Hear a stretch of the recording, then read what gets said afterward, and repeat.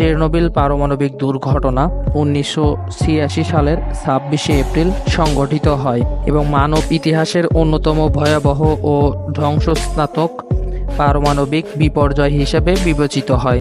তৎকালীন সোভিয়েত ইউনিয়নের বর্তমান ইউক্রেনের উত্তর অঞ্চলের অবস্থিত চেরনোবিল পারমাণবিক বিদ্যুৎ কেন্দ্রের এই দুর্ঘটনা ঘটে। এই ঘটনায় শুধু সোভিয়েত ইউনিয়নের জন্য নয়, বরং সমগ্র পৃথিবীর জন্য একটি সতর্ক সংকেত হয়ে দাঁড়ায়।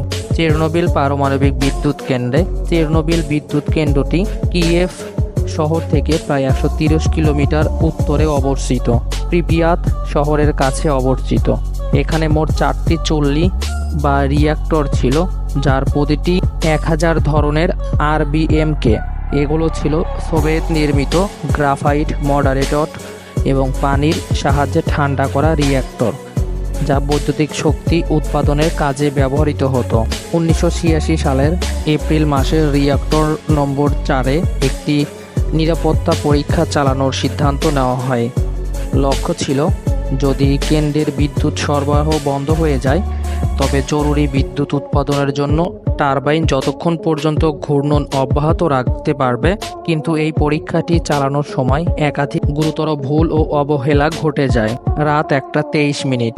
পরীক্ষার সময়কার চাপ ও তাপমাত্রা বেড়ে যাওয়ায় ফলে চুল্লির অভ্যন্তরে একটি ভয়াবহ বিস্ফোরণ ঘটে। এরপর আরও একটি বিস্ফোরণ হয়, যার ফলে চুল্লির গ্রাফাইট কাঠামো ভেঙে পড়ে এবং প্রচুর পরিমাণে তেজস্ক্রিয় পদার্থ বাতাসে ছড়িয়ে পড়ে। বিস্ফোরণের ফলাফল, প্রথম বিস্ফোরণের পরেই 4 নম্বর চুল্লির ছাদ উড়ে যায়, তারপরে আগুন ধরে যায় এবং গ্রাফাইট বার্ন শুরু হয়।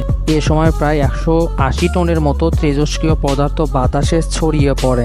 এই তেজস্ক্রিয় মেঘ ইউক্রেন ছাড়িয়ে বেলারুশ, রাশিয়া এবং পরে ইউরোপের বিভিন্ন দেশে ছড়িয়ে পড়ে যায়। প্রথমে আগুন নেভানোর জন্য 28 জন দমকল কর্মী ও রিঅ্যাক্টর কর্মী পাঠানো হয়, যাদের অধিকাংশই কয়েক দিনের জন্য তীব্র বিকিরণের কারণে মৃত্যুবরণ করেন। প্রিপিয়াত শহরের তখন প্রায় 50,000 মানুষ বসবাস করত, যারা দুর্ঘটনার পরপরই কিছুই বুঝতে পারেননি।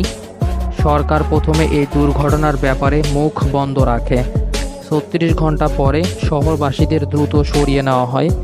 এ সময় অনেক তেজস্ক্রিয় বৃষ্টির নিচে পড়েন এবং দীর্ঘমেয়াদী স্বাস্থ্য ঝুঁকির মুখে পড়ে যান। একটি হিসাব অনুযায়ী সরাসরি দুর্ঘটনায় 31 জন মারা গেলেও পরবর্তীতে ক্যান্সার, তেজস্ক্রিয় রোগ, জন্মগত ত্রুটি ও মানসিক আঘাত সহ বহু মানুষ আক্রান্ত হয়। জাতিসংঘ এবং HWO অনুমান করেন এই দুর্ঘটনার ফলে কয়েক লাখ মানুষ দীর্ঘমেয়াদী স্বাস্থ্য ঝুঁকিতে পড়েন এবং প্রায় 40 থেকে 90 হাজার মানুষের মৃত্যুর সম্ভাবনা তৈরি হয়ে যায়। সরকারের প্রতিক্রিয়া ও গোপনীয়তা ফাঁস হয়। তৎকালীন সোভিয়েত সরকারের প্রথম দুর্ঘটনার খবর গোপন রাখে, তবে সুইডেনের তেজস্ক্রিয়তার মাত্রা অস্বাভাবিকভাবে বেড়ে যাওয়ায় পর বিশ্ববাসীর দৃষ্টি চেরনোবিলের দিকে যায়। তখনই সোভিয়েত সরকার স্বীকার করতে বাধ্য হয় যে এটি মারাত্মক পরমাণু দুর্ঘটনা ঘটেছে।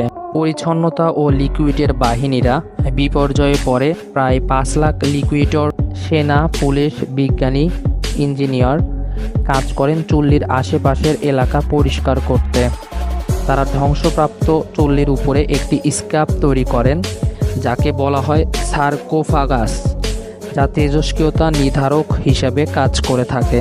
পরবর্তীত কালের কার্যক্রম 2000 সালের মধ্যে চেরনোবিলের সব রিঅ্যাক্টর স্থায়ীভাবে বন্ধ করে দেওয়া হয়। 2016 সালে ইউরোপীয় ইউনিয়নের সহায়ক একটি নতুন স্টিলের কাঠামো বসানো হয়, যা 100 বছর তেজস্ক্রিয় পর্যন্ত রোধ করতে সক্ষম হয়। বর্তমানে চেরনোবিল একটি এক্সক্লুশন জোন হিসাবে পরিচিত।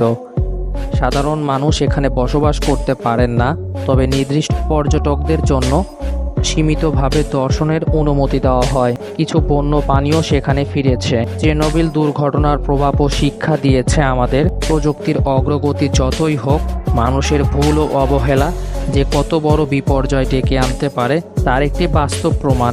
বিশ্বের অনেক দেশ এরপর থেকেই পারমাণবিক নিরাপত্তা ব্যবস্থা কঠোর করে এবং বিকল্প শক্তির উৎসের দিকে নজর দেয়। চেরনোবিল ঘটনাটি বিশ্ববাসীর চোখে পারমাণবিক শক্তির একটি ভয়াবহ দিক হিসেবে তুলে ধরে এবং এটি আজও মানব ইতিহাসের এক কালো অধ্যায় হিসেবে রয়ে গেছে।